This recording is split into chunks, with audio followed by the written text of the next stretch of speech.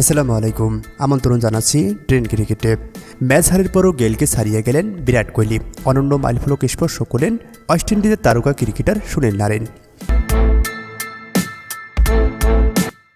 চলতি বছরের জুন মাসে মাঠে গড়াবে টি-20 বিশ্বকাপ। ইতিমধ্যেই দলগুলো তাদের পরিকল্পনা সাজাতে শুরু করেছে। কেউ কেউ তো আংশিক দল সাজিয়েও রেখেছে। তাদের মধ্যে অন্যতম ভারত। বিশ্বকাপের দলটির নেতৃত্ব দিবেন রোহিত শর্মা। তবে দলের আরেক গুরুত্বপূর্ণ সদস্য বিরাট কোহলি স্কোয়াডে থাকবেন কিনা তা নিয়ে রয়েছে সন্দেহ।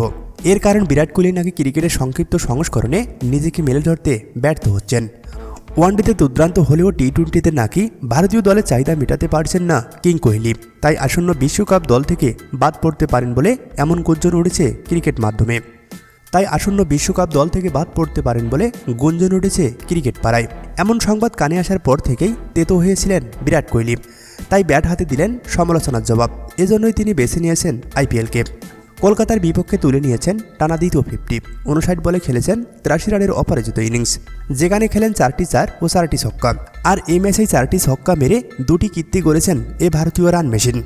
তিনি টপকে গেছেন ভারতের বিশ্বকাপজয়ী সাবেক অধিনায়ক মহেন্দ্র সিং ধোনি ও ওয়েস্ট ইন্ডিজের ক্রিস গেইলকে। আইপিএলের ইতিহাসে সর্বোচ্চ ছক্কা মারার তালিকায় 4 নম্বরে উঠে এসেছেন বিরাট কোহলি। এই আসনটি আগে দখলে ছিল মহেন্দ্র সিং ধোনির। তিনি মেরেছেন 239টি ছক্কা। শুক্রবারে ম্যাচের পর কোহলির ছক্কার সংখ্যা 241টি। সবচেয়ে বেশি ছক্কা রয়েছে ক্রিস গেইলের 357টি।